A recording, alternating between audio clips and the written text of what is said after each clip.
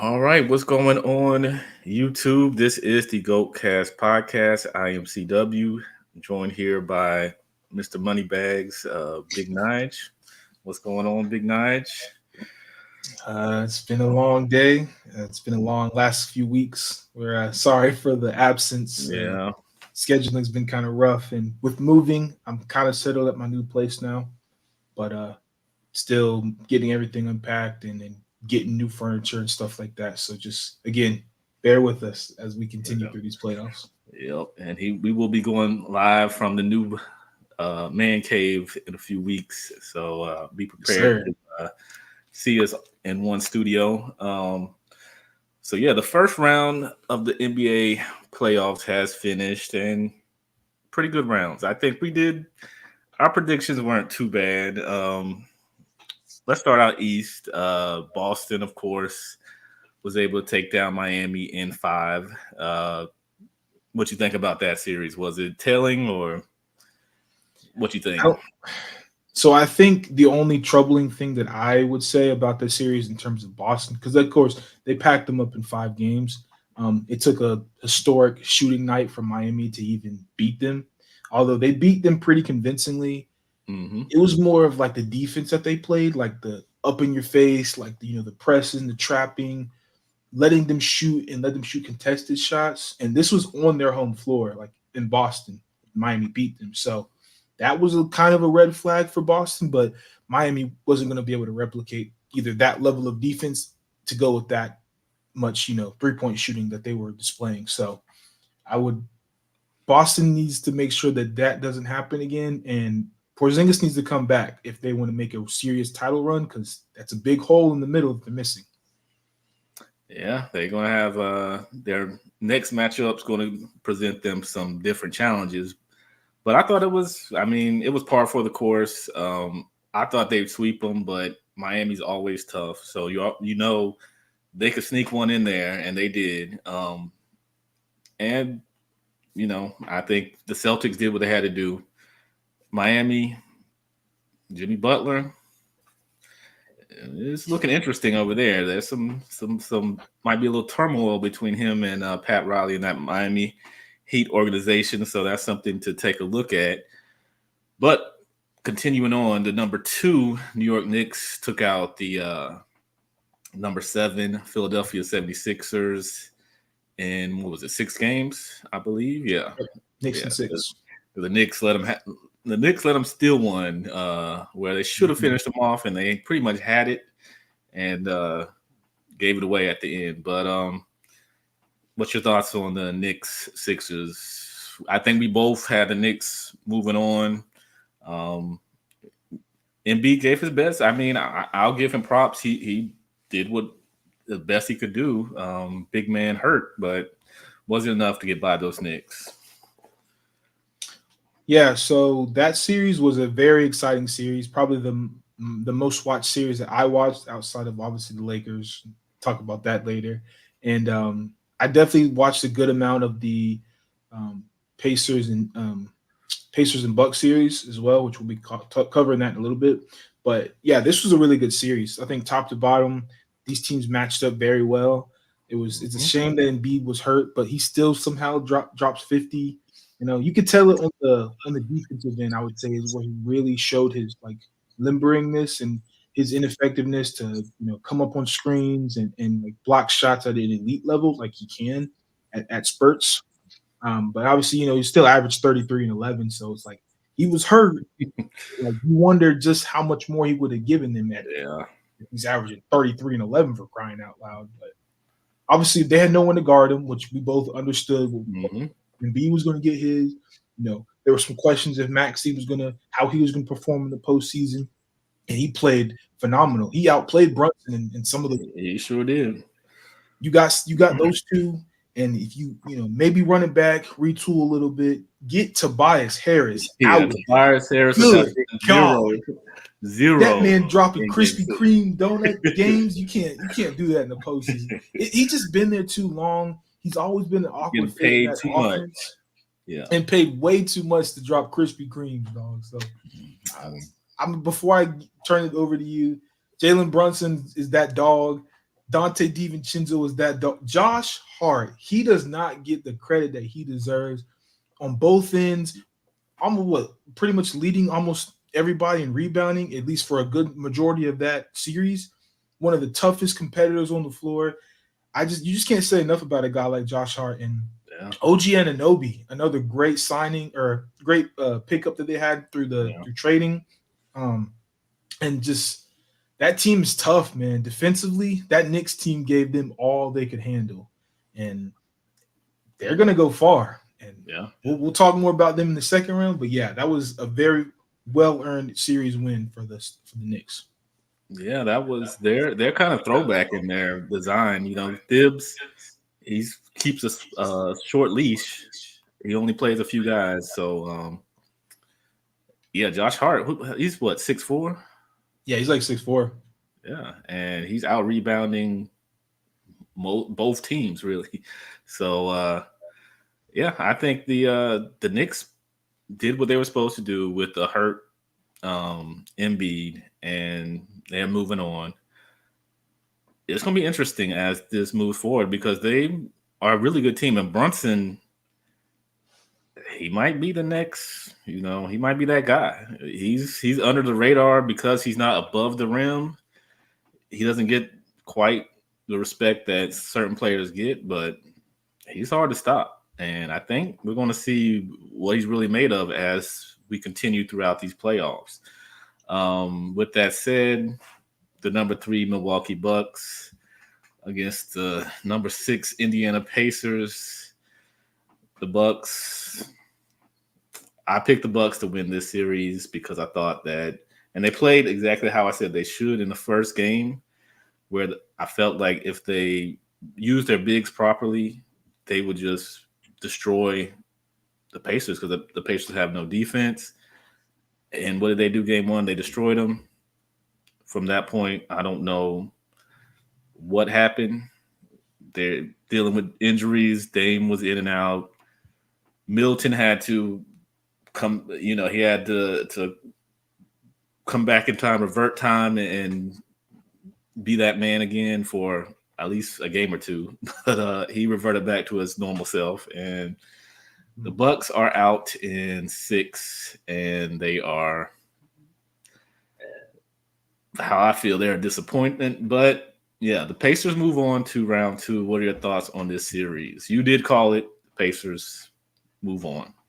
Yeah, and I also called the Knicks series as well, which we both pretty much agreed on that one. But yeah, this Pacers series, I thought it went as well as it could have. I'm kind of concerned about Tyrese Halliburton. Like he's been very passive this postseason, passing out of shots, kind of like here, give it to Siakam, here, give it to Neymar or Shepard or Miles Turner. Like he just kind of just hot potato with the ball. Like he's really not trying to assert himself on the court. He's making some great passes, some great reads, but he just isn't playing as confident as I feel like he should be at this, like in these playoffs. But regardless, obviously, the Bucks, Dame did what he could do. I mean, it's very telling that he goes off in the first half and then he starts, bricking everything in the second half. Obviously, they're throwing more doubles and more different defensive coverages at him to kind of say, Middleton, you beat us, because Dame can go get you 50 and it be an impactful 50 or 40 or whatever.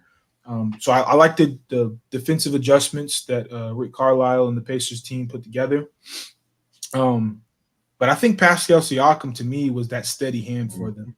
Like no matter when in the game, you just felt like as soon as Pascal got that ball in the mid-range area, high post, he would just go to work. And the Bucks, as big as they were, because they put people like Bobby Portis on them, or sometimes even Brook, even though they're a little slower. But Bobby Portis, I feel like would have been a good match for him defensively because they're both not the quickest people.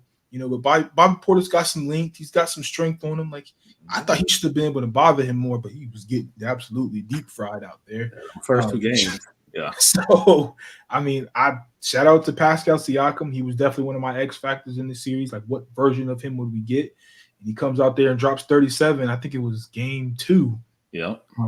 So, yeah, and I was saying that they need to play more through him and stuff like that to make those adjustments because he's their, their main playoff performer, proven playoff performer. And I like what I saw from Miles Turner. Put the ball on the floor a few times, stretch the floor like he normally can. And obviously his defense ain't the greatest, but he was bothering shots and making things tougher for those Bucks players. So I give credit to the Pacers for making my prediction a reality. And Milwaukee, this is back-to-back seasons out in the first round. Giannis hurt. Um, I don't really, if we're gonna talk about retooling, that'd be another video. But like, this can't be good for Giannis. He's Oh, talking about he needs more help, and you just get out in the first round. You would think your team could take out the Pacers, but y'all get packed up in 6. So hey, that's rough. That's tough. yeah. I got some questions for Giannis going forward. Adrian Griffin, 30-13.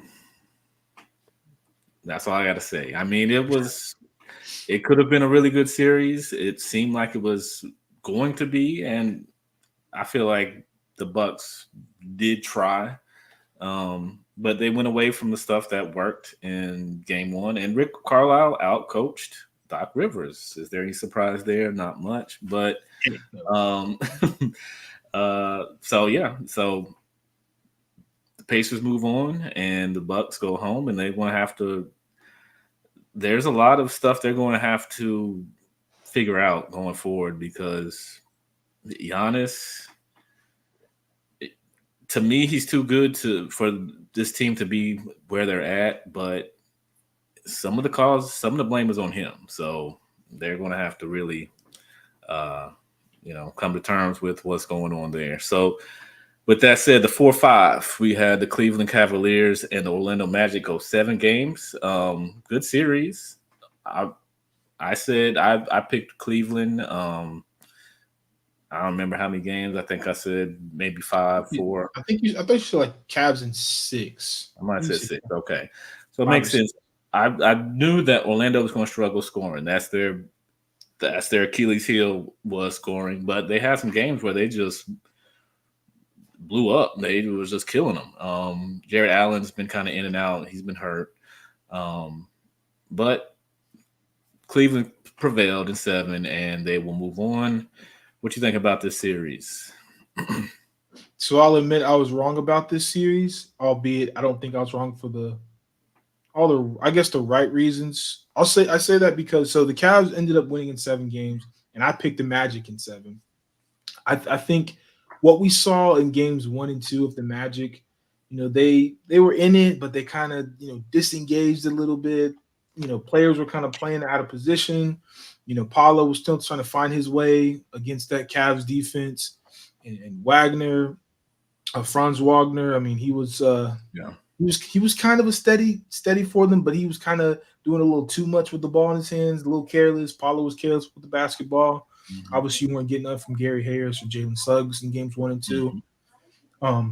Game 3, I feel like if the Magic played like how they did from game 3, from the beginning of the series, I think my prediction would have been more realistic. Like I think it really would have been Magic in 7, Magic in 6, because I just think when they decided to turn it up, I just think it was just too much for Cleveland to handle. They could allow Mitchell to get 30 plus, play into how he wants to play hero ball and just stop kind of deferring to other people like Garland, Okoro, Strus, those supporting guys that stepped up and contributed, and which is the reason why they ended up winning this series. Mm-hmm. But if the Magic could have just honed in a little bit more and brought that game 3 intensity to game 1, I really think they would have beat this Cavs team. But shout out to this Cavs team. Obviously, Jared Allen's health definitely played a part in the Magic turning things around as well. But, can't say enough about Paulo and the growth he showed this postseason. Orlando might be looking like a pretty interesting free agency destination, because they're looking like a piece or two away from being, maybe not contender, but a very respectable playoff team that, like I said, a piece or two away from maybe getting to that next level. Yeah. There's rumblings that Klay Thompson's open to, but he's a veteran. He's a proven piece. You get him, you might get somebody else that wants to. They see where the people with rings across their hand are going, and they might step in. But yeah, I mean, this series went pretty much how I thought it would. I didn't think it would go seven, but we had the Jared Allen stuff, and Orlando stepped up when they needed to. I think Paulo was going to be a superstar sooner than later. Um, and I just think Orlando's a piece or two away. They're like a OKC Thunder team in that the longer they keep that core together, I think the better they'll be, and they'll go further and further as the years go along. Um, so yeah, Cleveland moves on, and we'll see how they do. They're playing right now as we speak, so Mhm. they're not doing terrible. So we'll see how that, and we'll talk about that series in a little while. We'll go out west now, and we're going to change it up. We're going to go with the 4-5 matchup right now, which was the Clippers and the Dallas Mavericks. Now, I have to admit when I'm wrong. So I was high on the LA Clippers, and I guess sometimes when a player shows you who they really are, you have to believe what they are. And I can no longer believe in Kawhi Leonard.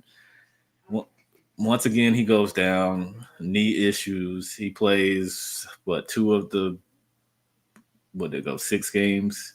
Mhm. Uh, and when he played, they were really at their worst for some reason. But if he was healthy, I think it would have been a different series. But if is not going to get you anything in life, so the Clippers lose and look pretty much like the Clippers have the past 5 years since Kawhi and Paul George have come there. Dallas looks pretty good. Kyrie, he turned back the clock. He looked like Cleveland Kyrie a couple of them games, and he's going to be scary going forward. If he can match that throughout the rest of these series, he's going to be a tough matchup for a lot of these teams. But what do you think about that 4-5 matchup? I thought that was going to be the best series of the first round. It ended up not being that. So Yeah, I think game one was a really big shocker for me. I was thinking, Kawhi got ruled out. Everybody was, a whole bunch of rumblings about is Kawhi going to play game one, and then he's not there. The Clippers come out strong. Harden's turning back the clock. I don't think Paul George had a very good start to game one, but mm, like guys like Norman Powell, Zubac was in there. I think he set the tone early in a lot of these games this series where they just give him the ball. And I was thinking Lively and Gafford could they could bother him. No, he was buzzing he them up. was eating them boys alive, and I'm like, dang, what is Zubac is not this good, but he just get on the block and he's turned into Hakeem Olajuwon. I'm like, dang, but Zubac he did his thing. I think that was what helps. It helped the Clippers get that early lead in game one. Didn't put any pressure on James Harden, Paul George, or anybody else to kind of force the issue. I think Zubac gave them a comfortable lead. They proceed to run off with Harden doing his thing, which surprised me. And even in game one, Russell Westbrook, he was hitting the most of his shots and he was doing things on both ends of the floor. So, those two guys who are my X factors for the Clippers, Hmm. they showed up and they won game one in a convincing fashion. That being said, the rest of this series, he started getting some inconsistencies from James Harden, which is something that I just knew was going to happen at some point.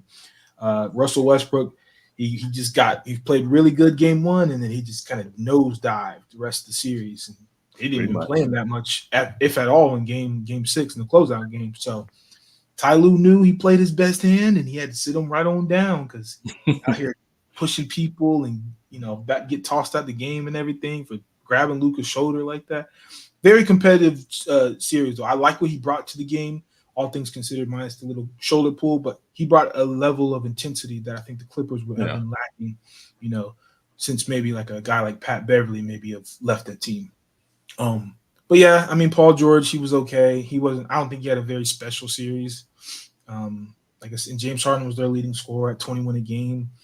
Nothing too, you know, for me. The Clippers weren't really all that. Like, did they have a chance to win this series? Absolutely. I think you're going to need a little bit more from Paul George, James Harden, and Norman Powell needed to play a little bit better. I mean, he was shooting a lot of shots that he probably shouldn't have shot. But I mean, again, when you next man up, those shots kind of go to a guy like Norman Powell because he's an aggressive player and he is looking to score. But like I said, this series is really about Luka Doncic and Kyrie Irving. I think you hit it on the head a little bit. Obviously, when you got two guys who can put the ball in the hoop like they can, there's really no answer when you got cold spells like the Clippers will have when James Harden's turning over the ball, not getting back on defense, throwing up shots early in the shot clock, and not getting back on defense. Like it's you can't really do anything with that. And if you got Luka, who's an unstoppable machine, although his three ball was not really falling at the clip you would No, expect this season, but he could do everything else for you, and that still created enough mismatches. And then I told you it was about them other guys. And PJ Washington stepped up some games, and it was Derrick Jones Jr. It sucks to see Maxi Kleber go down because I think he was a big piece for them. Even though well, you dogged him. You were dogging Cleveland. I mean I was dogging him, but like he just plays so well. I don't like him as an interior threat, like in the paint. Like I don't like his defense down there. Like I think he needs to stay out on the perimeter, bother some shots with his length because he is about 6'10", but he's not a rim protector. So don't play him at the 5. Please do not do that because he will get barbecued out there. But hopefully he can come back and provide that size and spacing that they do need. Um, and yeah, I mean Lively played great. I think when they sat him down, I believe it was game 4, the game that they lost. They had a chance. Dallas had a chance to win that game, and of course they sat Lively down for whatever reason, and that ended up costing them. I think that game 4 when they could have easily went up 3-1 in that series. All the same, Dallas did what they were supposed to do, got them out of there in 6 games, and proves to me and to everybody else the Clippers are just not those dudes, and they never will be. I think the new arena is going to bring out the best of the Clippers. They have to play in that Stop. old Stop. You know crypto that's not Staples true. Center. So they their fans don't show up there. Their fans gonna show up for the new arena, but they let me down. It was what it was. Luka, Kyrie got the job done. We're going to move on. So we'll talk about the number 3-6 team, the Minnesota Timberwolves and the Phoenix Suns, in what was not much of a series because the Timberwolves got them out of there fairly quickly and fairly easily. That was, and I did pick that to happen. I said KD isn't that guy anymore, and I think he proved that he's not quite what he once was. He's can't put a team on his back, and Devin Booker struggled to do that. But I will say, I think that may be due to Minnesota and what they bring to the table. They really. We're going to talk about this a little later when we talk about the second round matchup, but the Timberwolves are, they might be that team.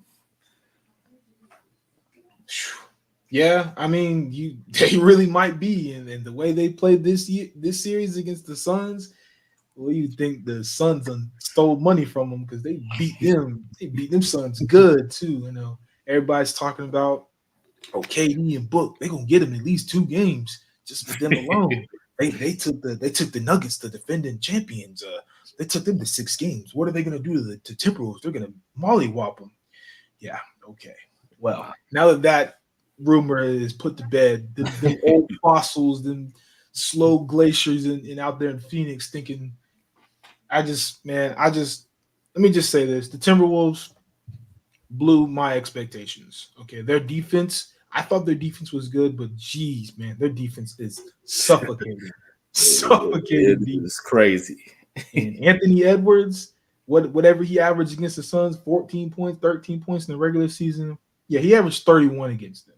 Right? He was barbecuing all night long. Didn't matter if it was Bradley Beal, Devin Booker, daggone whoever else they want to throw at him. It didn't matter. They were too slow, too short, too weak, too irrelevant. They got out of there.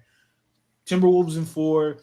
Hey, KD, we don't have to revisit that whole Warriors thing with you leaving them for greener pastures.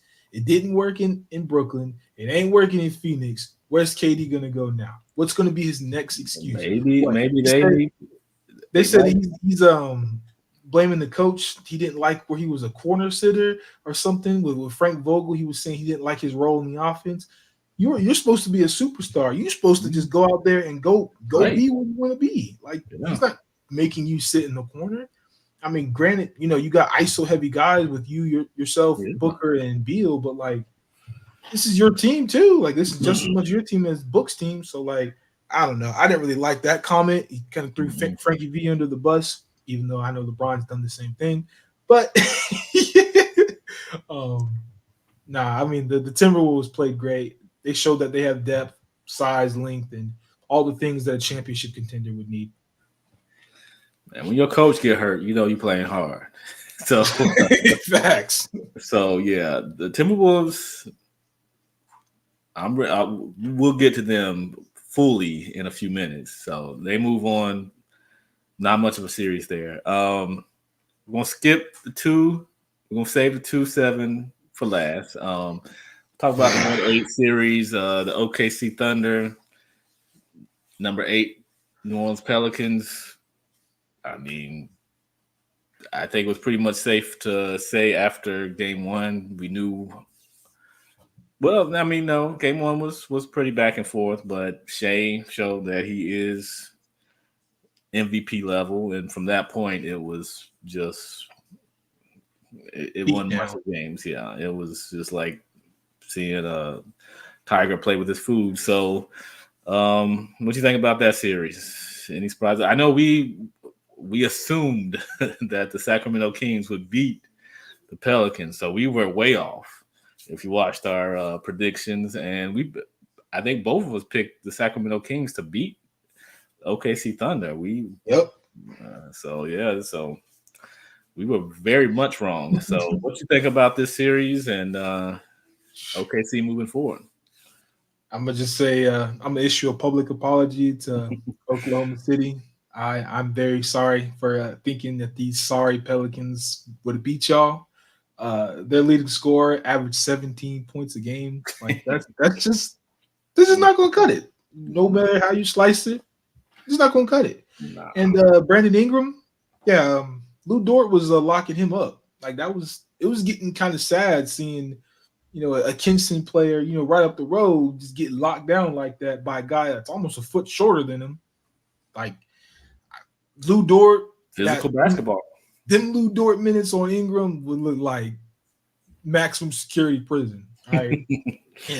And Shea, there's that meme with Shannon Sharp saying yams and all these different foods. Yeah, Shea was eating whoever was in front of him. So Chet even had a good game, where he was Scored dropping 20 almost, first half, one game. he like 20, finished the game like 25, 27. Like everybody was stepping up at the right time. Jalen Williams, it shows that OKC, you can't just go to sleep on this team. You got to give them your best each night, or you're going home with an L. And that's what the Pelicans got. They thought 17.8 from McCollum was good enough. Which, by the way, playoff McCollum right now, hot dog water, man. When you talk about buns and not living up to what your duties are on this team, granted, I know he's not a point guard, and I know he had to take on some more point guard roles, but my God, brother, you suck. CJ McCollum sold against the Lakers in the playing game. He about sold out against the Kings. It took a heroic effort from Ingram to save their season because McCollum was unplayable at times in that series or in that game. And then obviously you put him against the Thunder. He's too short to guard Shea, too slow. I mean, there really wasn't much he could do. He was scoring in garbage time minutes, but I don't care about that. So hats off to the Thunder. I look forward to seeing them and how they stack up in the second round. But yeah, the Pelicans without Zion, they suck. And that's pretty much all that needs to be said. So we'll go to that 2-7 matchup, which pitted the Denver Nuggets against the number 7 Los Angeles Lakers. And I said Denver in 5, and as usual, I was correct. Denver in 5, but a really close series, a tough series. You couldn't turn away from that series. If you did, you might wake up to see a completely different score than what you saw even 3 minutes left in the fourth. So it was a good series, I thought. The Nuggets took care of business. Jokic was his usual MVP self. Jamal Murray stepped up and seemed like he might be an all-star level, a superstar level, and he iced them in both games 2 and game 5. But the Lakers didn't look terrible. I mean, of course, this series cost Darvin Ham his job, somebody you weren't too favorable of. So what you think about this series and the Lakers moving forward? Where do I start? Oh my god, man! Let me tell you. All right, the frustration of watching those Lakers games. I mean, like if it was game one, LeBron comes out there looking ready for blood. AD comes out there ready to go to war with them. Right? We're in Denver. We're playing our butts off. They're only up 2 points at halftime or 1 point when LeBron hit that long 3-pointer. I'm like, damn.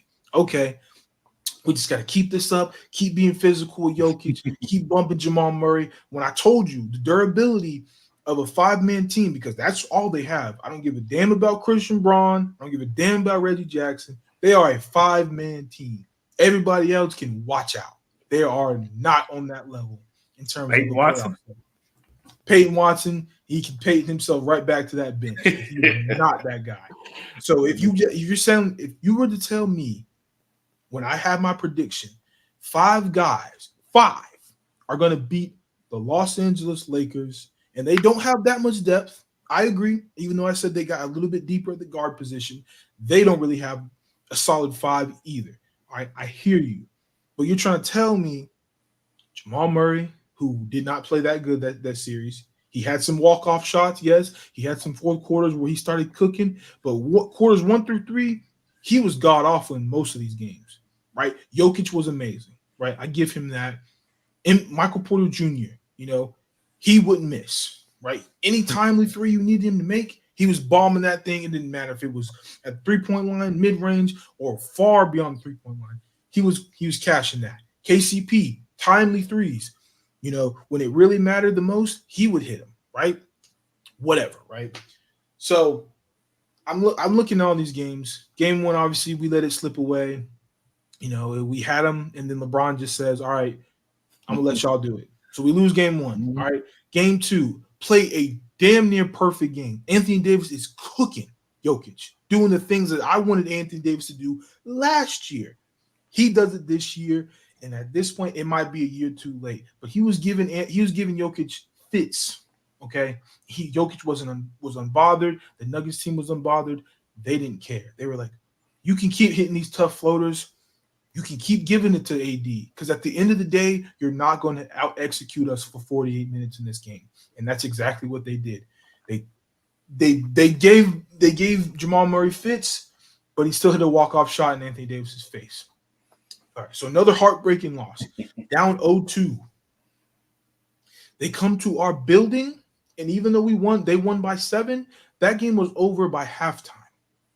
All right, by Think so? halftime. Yes, in game 3, when they went to LA, they're Yeah. beating the brakes off the Lakers. That was no game. They were up by like It was third quarter where they really and they just continue to created pile it on. separation. I mean, it wasn't like that bad, like a 20-point blowout, but it was like, 16, 14, and the Lakers had no energy. They were dead by the third quarter. It was terrible, right? Fourth quarter, I mean, game 4, LeBron does this thing. He gets him one off of, maybe a fatigued Nuggets team, whatever you want to call it. Then they get patched up in game 5. I'm thinking game 5 is a very winnable game, right? Again, LeBron, obviously, he lost a step, but he turned it on in that fourth quarter, and it looked good. It looked real good. Mm-hmm. And then it didn't. And again, Jamal Murray, who's hurt. He got hurt in game 4. He's playing in game 5 with that little thing around his calf, right? He's shorting his shots. He's not explosive, but he still finds a way to dunk on LeBron, whatever the case may be. He still hits another walk-off shot. But what I will say for you for this, and what this is showing its ugly head, I told you, the Nuggets are not deep, and Jamal Murray is injury prone. Let that injury, injury plague him through the playoffs. They're not making it to the Western Conference Finals or the NBA Finals. And I vaguely remember saying that in the beginning of the season. I was like, this Nuggets team is not deep. They are top heavy. And this is showing, and I know we'll talk about it here when we talk about the Timberwolves and Nuggets, but I'm just saying the Lakers did rough him up. He did get banged up a little bit, and it's showing its ugly head in this next round of the playoffs. But Lakers lost. AD and LeBron, they did their thing. D'Lo, I'm not going to crucify him like I want to because we don't got the time for it, but I'm just going to say, real close to the camera, you suck. D'Angelo Russell. I don't know your middle name, but you suck. He's just not built for the playoffs. He's not. He's not the reason y'all lost. He's not the reason. I'm not going to say he's the reason. I'm not going to be that delusional of a Lakers fan or whatever to say it's all his fault. Darvin Ham has some blame. That's why Buddy got up out of here, right? D'Lo, your time is up. I don't care if you're a regular season performer and you want to be great some games but some other games. In the postseason against the Nuggets, you're terrible. You're unplayable on defense. You hit 2 shots and you think you're Steph Curry, and then you miss all 11 in the next game. You're terrible. I'm not believing. Nobody can ever convince me ever again that D'Angelo Russell deserves meaningful playoff minutes. I'm done. He's going to shrink under the pressure. He's going to turn into a little freaking microscope, and he's just going to be terrible. He's unplayable. Why is Spencer Dinwiddie playing for the Lakers in the playoffs? Why? I thought you said that was a good pickup. When Darvin Ham put him in the game, I thought it was a good pickup. And then I saw him go for a layup and airball it. No, absolutely not. As soon as that would have happened, he would have been done for the rest of the series. He could have been in street clothes for the rest of the game. That's how terrible he was. Can we get Reeves some more shots? Why is he just sitting there not shooting the ball? Why is he just standing there? Rui, can you give me more than 4 points? You about the same big size as LeBron. You letting Aaron Gordon dust you? You letting Jokic just fillet all over your face? Where's your pride, accountability? These are basketball players, professionals, man. It's your They're getting 2024 by the slowest, biggest white guy you've ever seen. I just don't get it, man. Jokic is great, but come on, man. That's the GOAT. That's the current GOAT right there. Shout out Jokic. I mean, I think you pretty much summed everything up in that series. Lakers fire Darvin Ham. They got to figure out some things to do. Denver moves on. So we're going to go ahead and move on to that second round. And want to start with the Denver Nuggets. Number 2 Denver Nuggets are right now taking on the number 3 Minnesota Timberwolves. And they're down 2-0. I know, like I said, we've been out for a few, I think we've been gone for a few weeks. But we do have 2 games already played in the second round. And the Nuggets haven't even hit 100 points in 2 games. And the the Timberwolves have done this kind of with ease.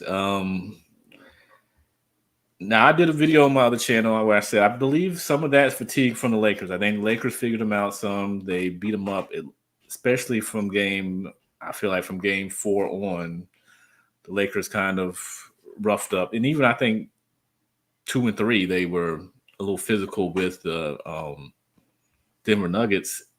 But I think that was the blueprint, as you said, and we talked about this way earlier in the season.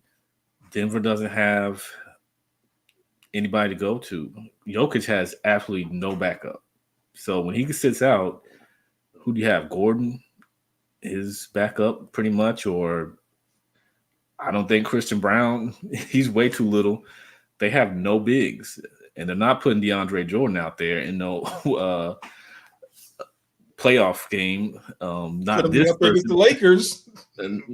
Well, not this version of DeAndre Jordan. He might can give you a minute, but that's about it. But have the Minnesota Timberwolves figured out the Denver Nuggets, or was that the blueprint set by the Lakers and they're just because they're being very physical? I watched that game. Well, I watched highlights from that game last night. I was on the road, but they just Jaden McDaniels, Mike Conley, and they just beat those guys up. They just as soon as Jamal Murray came over half court, they were right on him. They were rushing him and making him, get rid of the ball. And even when Jokic, you had Cat. Even with Rudy Gobert out last night, you had Cat pressing up on him, and then they'd have Nas Reed out there. If Jokic got by him, he was met with another big body that he had to fight with, and with nobody to help him, he said it right. He needs a clone. So, what do you think about this Nuggets Timberwolves series? Should we get the brooms out? I'm gonna give the champs a little bit more credit than that. I don't think it's time to get the brooms out. I think a gentleman's sweep might be in the near future for the Nuggets. But let me just break down this. So, one thing that the Nuggets don't have, which we both lamented to, they don't have a bench. The Timberwolves are pretty deep. They have guys who can give you meaningful minutes off the bench, play great defense, and just when you have a 5-man team like the Denver Nuggets, I mean, it's got to be tiring. It's put wear and tear on your body. I mean, you're going up against the best of the best every night, and you don't even get to really dig into your bench because you don't have anybody. So Jamal Murray has to get picked up from full court the entire game. He comes out for what? Reggie Jackson minutes? Terrible. Krishan Brown minutes? No.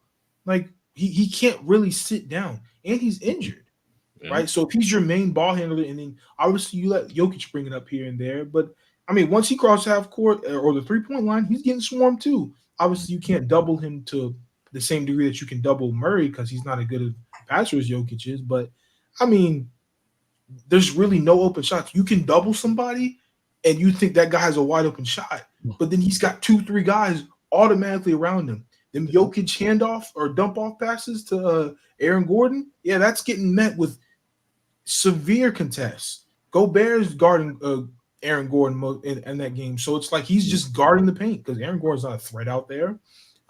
They gave I think it's Justin Holiday some minutes for some shooting. He had a couple of threes, but I mean he ain't no playoff performer. He ain't going to do that every time. The Timberwolves will live with that. So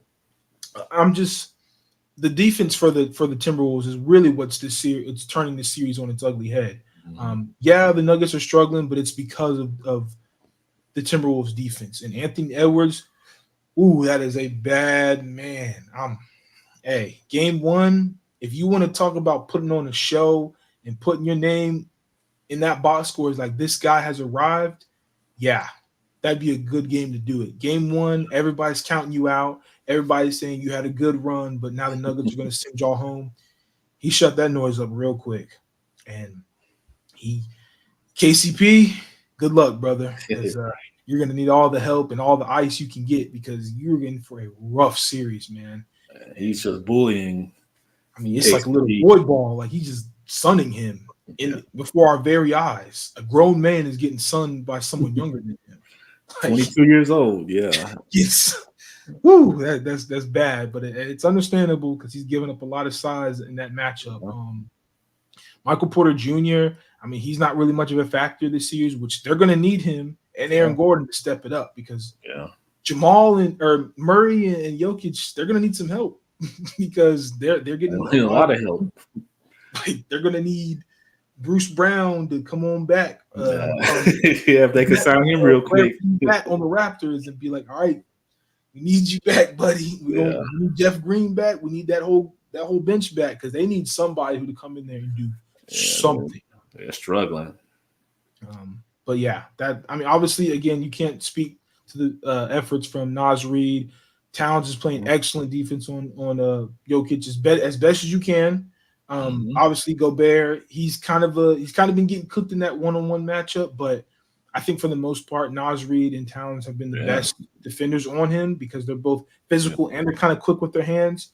I think Towns plays a little bit too aggressive defense, so it can kind of Jokic kind of get him into foul trouble because they're doubling Jokic. He can't really get that one-on-one to draw fouls with Towns Mhm. because he's turning into a double team a Yep. lot of the times, more times than not. So Denver's got to find some way to slow it down, man. They're just getting sped up. They're not getting into their sets. They're Jamal Murray, Jokic pick and roll that was a nightmare for the Lakers. Yeah, the Timberwolves got linked to bother that. You can't just hide on that pick and roll and that handoff. Like they're meeting you, they're blitzing you, Yeah. they're taking out your best weapon, which is that pick and roll. So I look for the Nuggets to make some. They have to make some kind of adjustments, or this series is going to be over before it starts. So we're kind of cheating because they're 2 games deep in. But what is your prediction for this series going forward? I think the way the Timberwolves have looked, I would say Timberwolves in 6.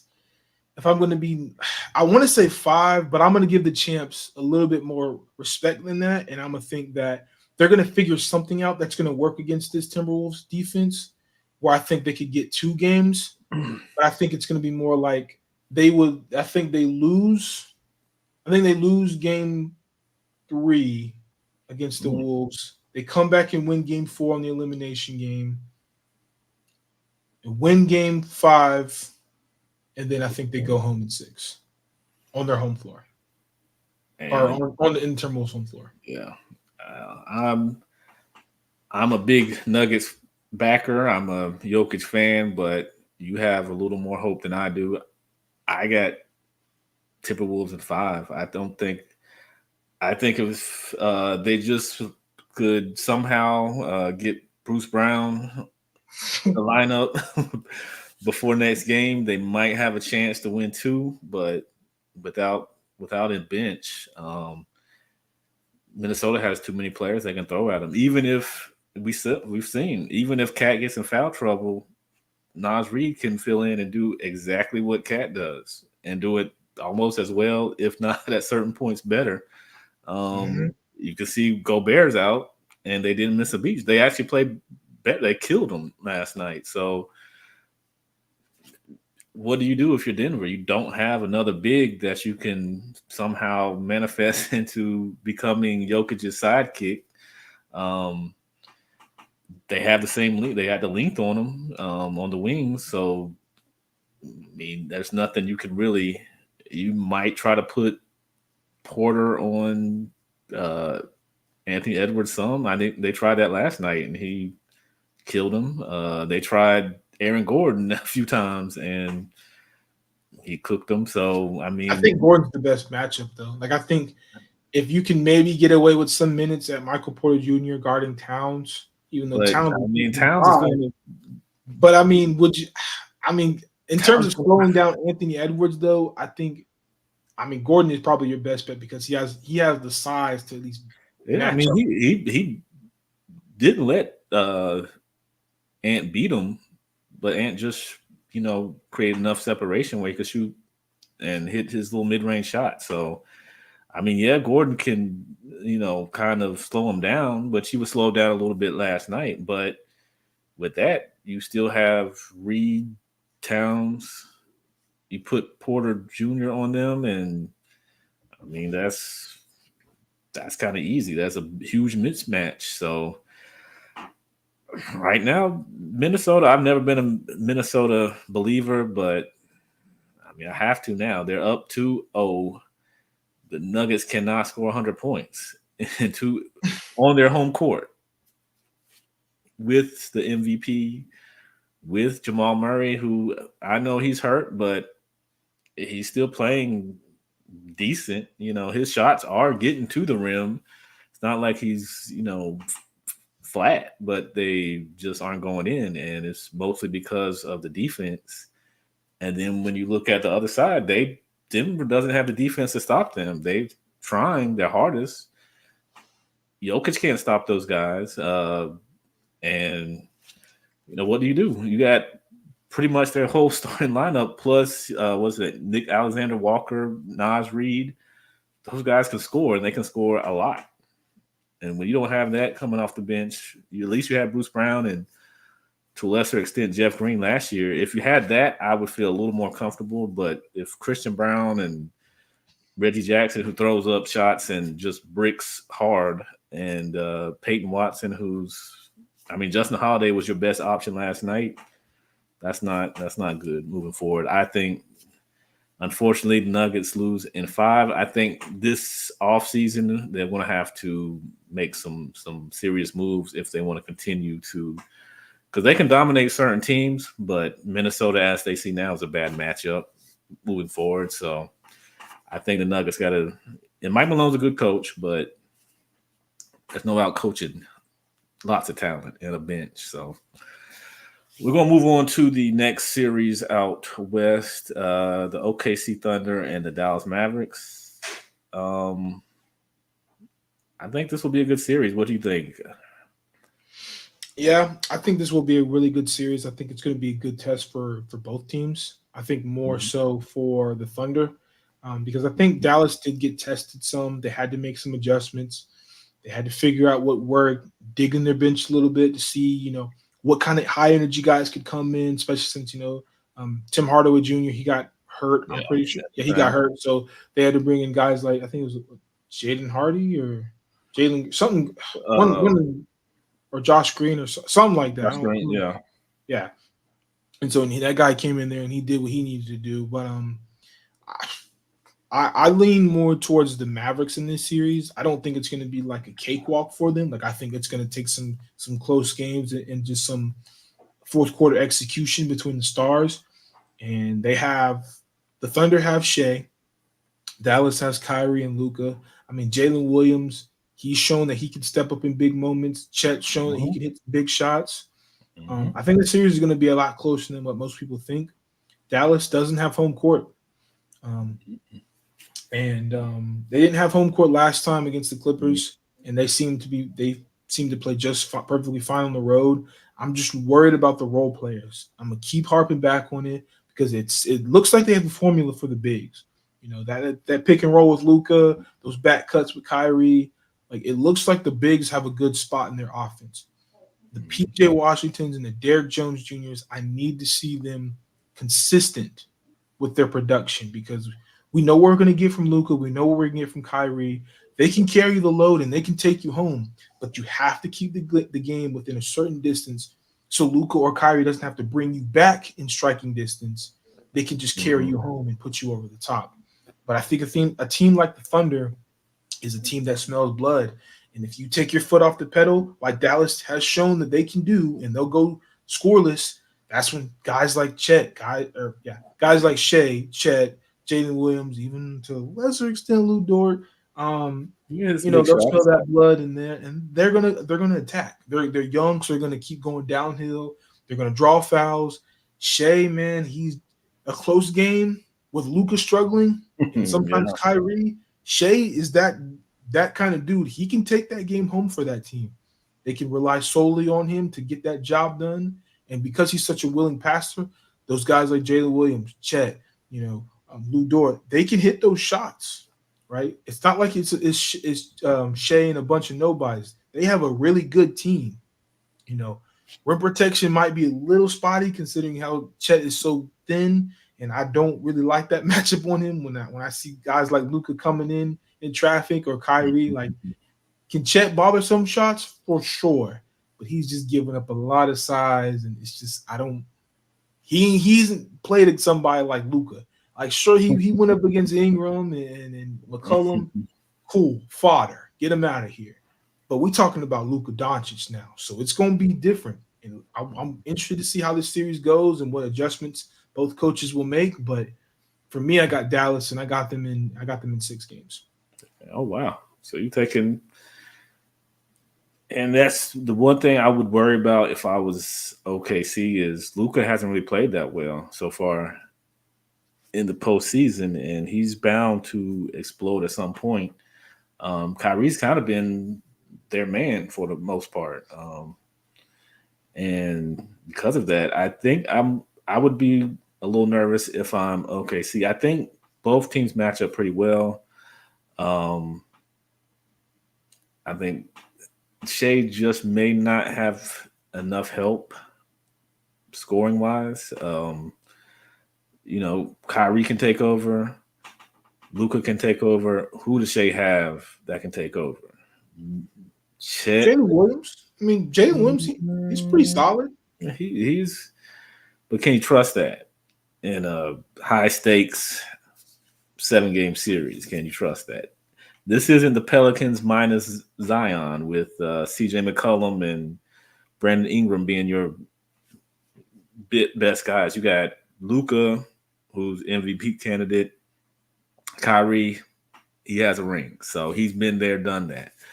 So it's going to be tough. It's going to be more of in the trenches for the OKC Thunder. I'm gonna say this will go 6. I think the Thunder can win on their home court, and I think that the Mavericks going to win at home. I think that's going to kind of swing the pendulum, and they're going to kind of get the momentum, and I think they'll keep that momentum. And I think it'll be 4 straight where the Mavericks beat them.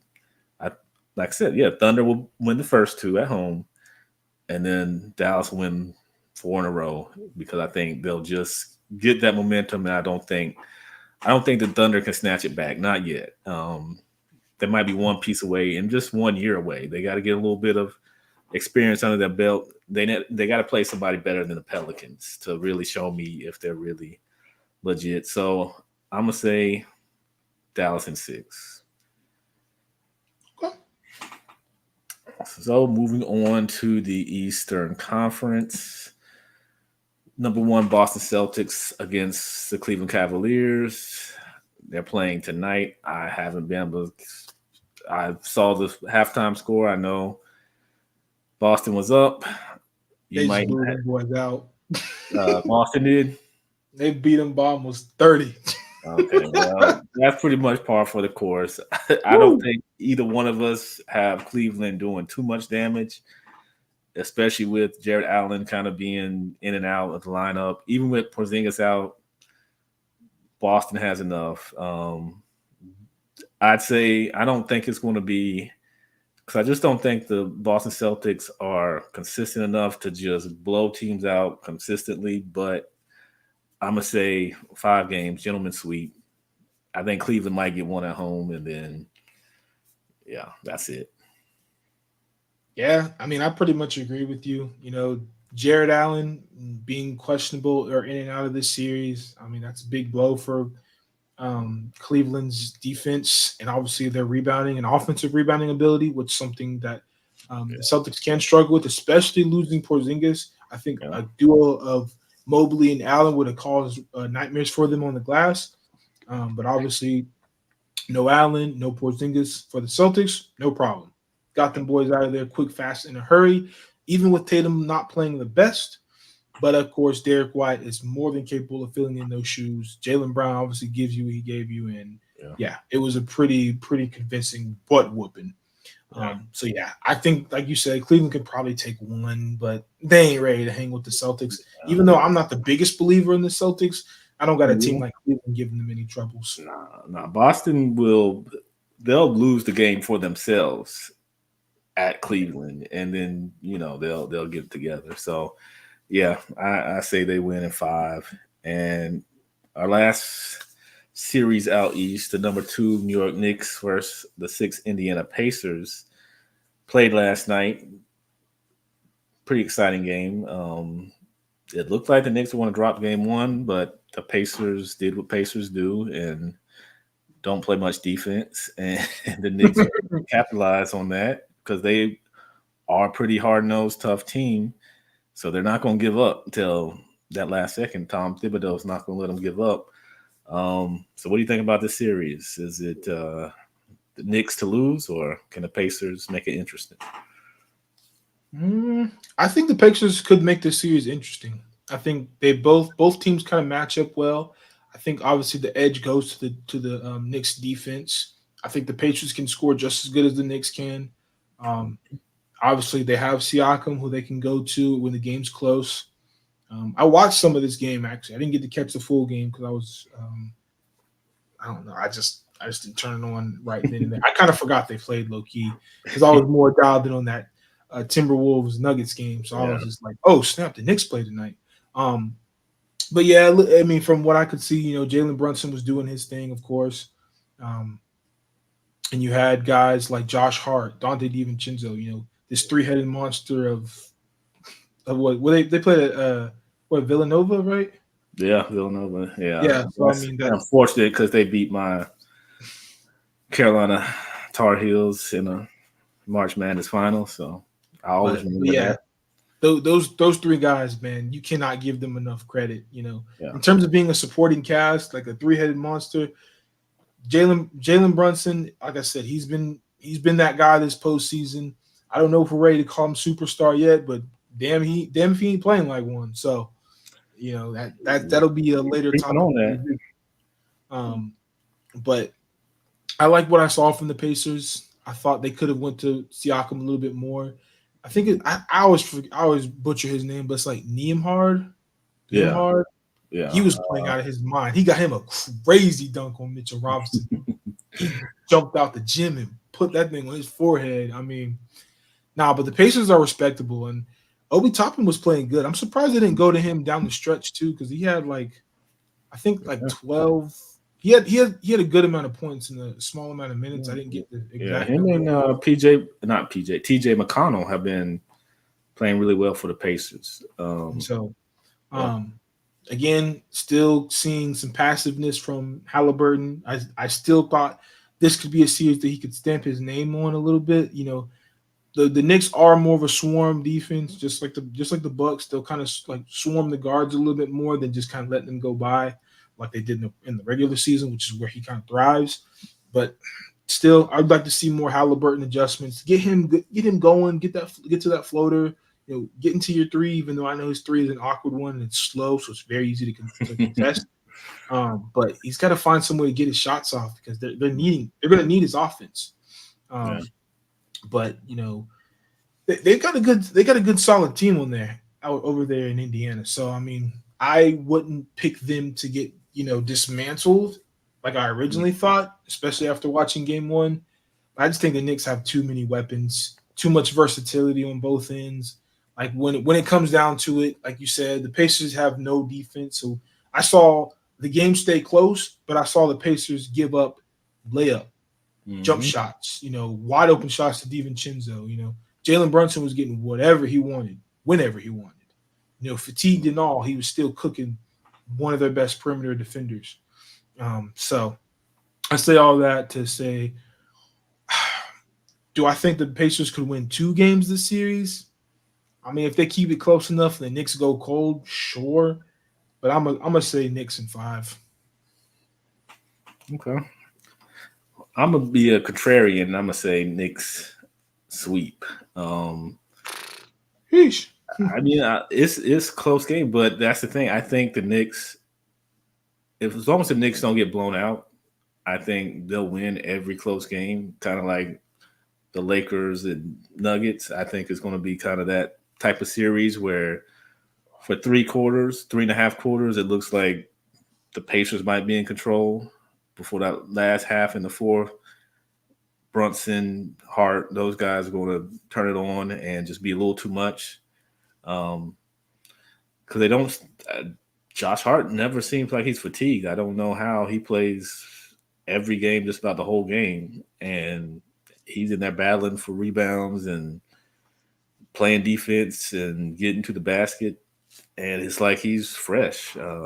So the fact that they have that kind of motor, I think, is just going to be a little too much for the Pacers, who are still good. Like I said, they'll make this an interesting every game interesting. I just think the Knicks have just that little bit extra, especially with them three guys who play together, who have that kind of synergy together where they kind of know where the guy is, where they want it.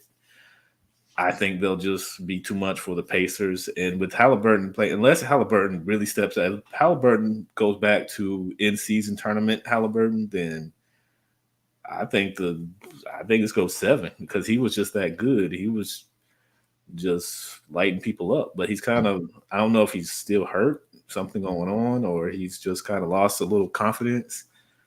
But he just doesn't seem the same as he was because, I mean, he was probably, I think I picked him for the most improved player, and I put him above the other Tyrese Maxey. But as we've seen, Maxey has actually stepped up in the playoffs and looked like every bit the most improved, like a max player. And Halliburton's kind of he's been good, but just not that guy. And he's got to be that guy for that team for them to, I think, win some games over the Knicks. So if he shows me next game that he's in there, it'll be a long series. But for right now, I'm gonna call the Knicks in 4. I think they sweep, and Stephen A. will be going crazy because they'll be in the Eastern Conference Finals.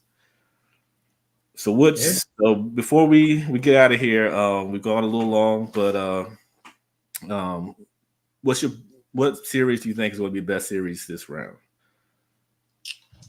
The best series this round, I mean, it was supposed to be the Nuggets and Timberwolves. I think we can all agree I there. mean, that But was that series is looking very lopsided. If everything stays pat, I think the most interesting series, I want to see the Thunder and Mavs. I think again, assuming the Nuggets don't get their act together and it's just a manslaughter throughout the rest of this second round for them, probably will be. I'm saying the Thunder Mavericks because we Yeah. we kind of don't know. Like I think with the Celtics and Cavs, we kind of know where that series is going. Knicks Mm-hmm. Pacers, even if you're kind of on the fence, you kind of know you trust the Knicks more than you Yep. trust the Pacers. But the Thunder and Mavericks, honestly, that series could go either way. And even though we both picked Dallas to win in 6, I think some role players not showing up, maybe a ticky tack Mm-hmm. injury here and there, somebody gets battered and tattered at the wrong time. That series could go either way. Yeah. Like I think they're that close to each other. Even with MVP Luca, you got MVP Shea, you got Mm-hmm. Kyrie doing his thing, but you also got Jalen Williams, or they call J Mm-hmm. Dub, and the Thunder has a supporting cast. Yeah. The Mavs supporting cast can be spotty, but I Mm-hmm. definitely think this is going to be a series, and it's just a matter of who's going to step up and help their star players out. That's going to be the key to this series.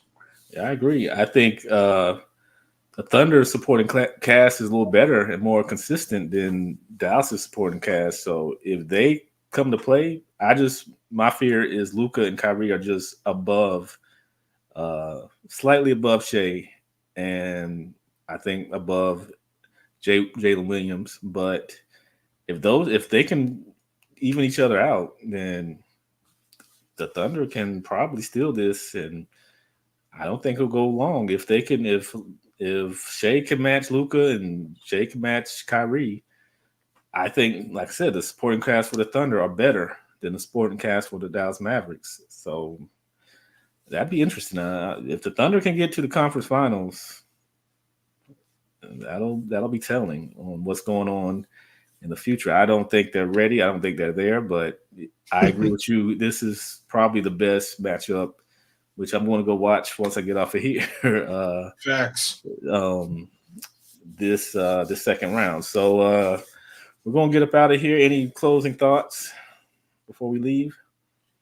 No, just know that day is coming soon where me and CW will have that live sit down where we're in the man cave and recording our first in-person video together. So keep that Yes, day on your yes, calendar. We don't know when that day will be, but it will be sometime in the near future. Got to yes. set a few things up, but Yep, it'll be a good one for sure. yep. So check us out these summer months because I probably will make that trip down there to go live in the studio. So yeah, check that out. So yeah, we're going to get off of here and watch these playoff series, and we'll be back soon. We're not going. It won't take us 2 weeks. Won't be that long. Yeah, we'll be back, and also check us out on was it Alleged, actually. alleged? Actually, we talked about the WNBA, what's going on there, and are they turning? Are they about to blow up? So check that out. We streamed that Saturday, I believe it was, and Mhm. we had our little commentary. So check us out there and support that channel as well. So yeah, so GoatCast podcast is going to be out for the night, and we'll see you guys next week. Peace.